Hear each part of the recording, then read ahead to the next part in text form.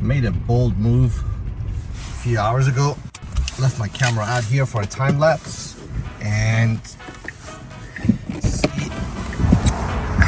let's hope it's still here. I don't see it. Is it here?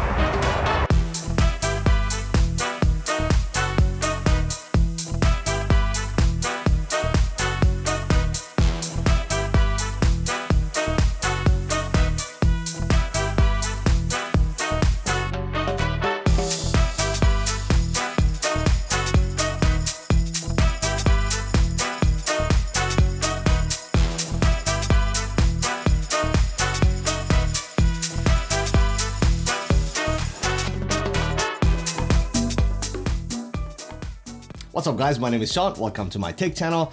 I have been so excited and been waiting to make this video for you because I wanted to be able to effectively use this in multiple scenarios and cases so I can share my opinion and pros and cons about this product. This is ATLI EON. It is a time-lapse camera and a time-lapse camera only, but with a couple of tricks up its sleeve. Now, before we get right into that, if this is the first time you're stopping by and you like tech content, you might want to consider subscribing, and when you hit the bell notification, change that to all because that's the only way you'll be notified for my future videos. And if you're a return subscriber, thank you so much for coming back for another video. I can not thank you enough for your continued support. So let's get on with the unboxing. ATLI EON Timelapse Camera Manual Focus, ATLI Live Preview, Flexible Schedule. You have macro option at 7 centimeters. You have time slice option, 1080p HD video, power saving mode, 1.4 second shutter speed. We have a small tripod, charging cable, the camera itself. This is a UV filter as well as a lens hood. This is a cover for the camera itself, I guess to give it some protection or make it more water resistant. We'll find out. Some mounting options, some literature, and the battery itself. I think this is it. Yep. Welcome back. So the camera itself and the overall build quality, I am extremely happy with. Let me share some of the basics that I'm really excited about. Number one, any kind of like camera equipment product you will get or accessories that they include a tripod, they typically include a really crappy and cheap one, but this mini tripod is very sturdy and I love how it opens really wide. Also, this is not waterproof, so it's important to know, but the housing they have included, it does a really nice job. I was able to use this in rain, in extremely cold weather, and it took it like a champ. I don't recommend it because officially the website says this is not waterproof. But I think that the casing and the housing does a really nice job protecting against some rain and snow. In order to increase battery life, they kept this very simple. You don't have any touchscreen, LCD, nothing on it. You literally have one button at the top and an LED indicator in the front so you know when it's in pairing mode, when it's turned on, and things like that. When you put this in power save mode, let me look at my notes. If you are shooting 1 second interval time lapse, it can last up to 10 hours. And if you do 30 minutes or above, it can essentially last up to 6 days.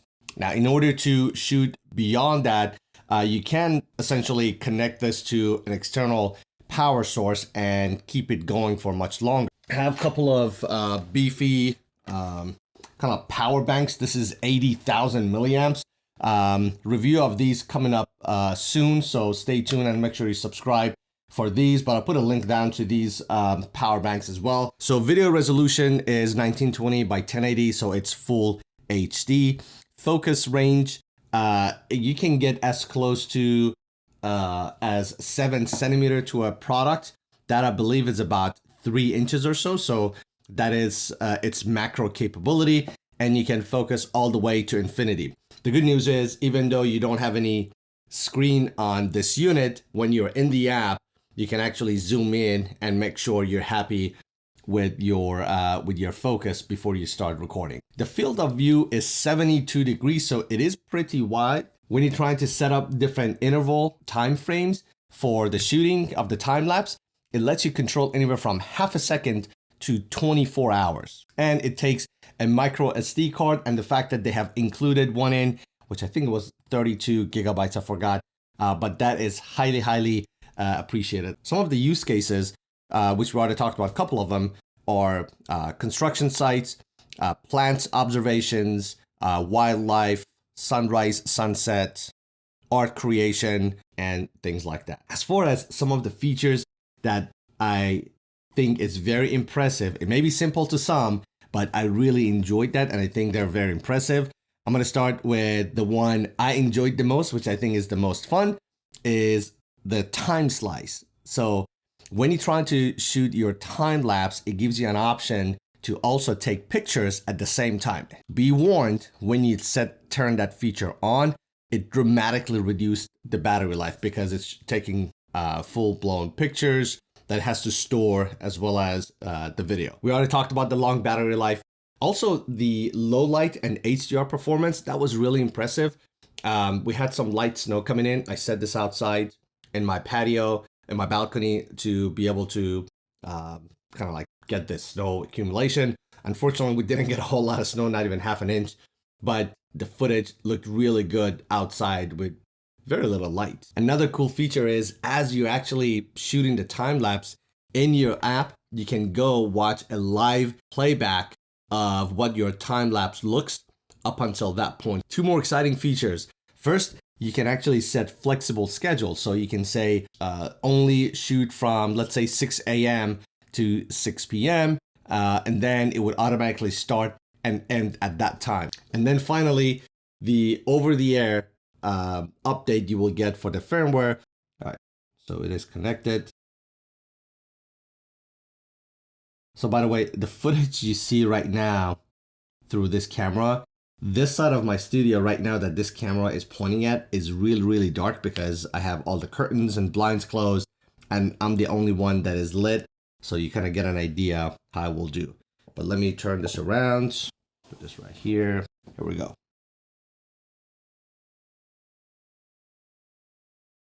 At its basic setting, when you tap record, it would first ask you what type of duration you want to have. So every 4 seconds, every 1 minute, whatever, you can set that up. So very, very straightforward. So here's what I wanted to show you. Here's some of the settings you have. You have the option for power setting. That would actually give you that extended battery life. So it's really important to know that. If you want to timestamp it, put watermark. If you want to schedule, that is pretty cool. You can go ahead and say when you want to start, when you want to stop. This is also where it will tell you if you want the video and photo sequence or you only want a video. When you turn this on, it will give you the warning about the battery life. So this is the folder with all the photos, and I will say time slice.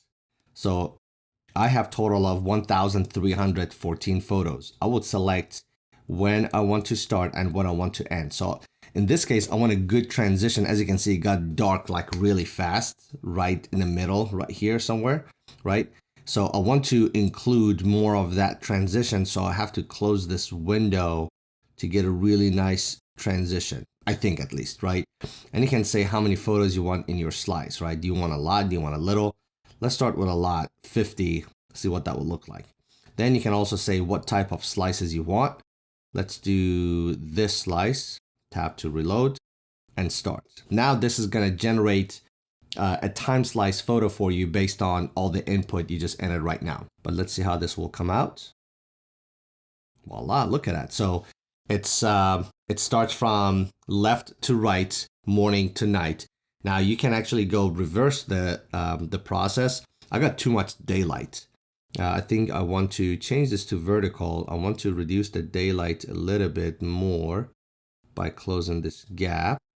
You can also reverse the direction as well, so it can go from right to left instead of left to right as well.